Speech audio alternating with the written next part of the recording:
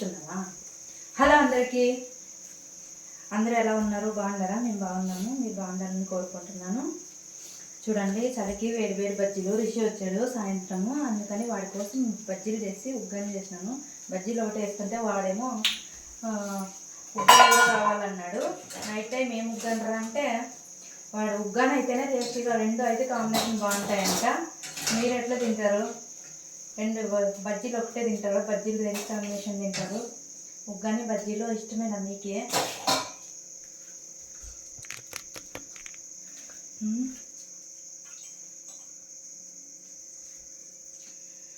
మీరు చేశారా? మీరేం చేశారా? కామెంట్ చేయండి, లైక్ చేయండి, ప్లీజ్ సబ్స్క్రైబ్ చేయండి, కొత్త ఛానల్ ఎంకరేజ్ చేయండి.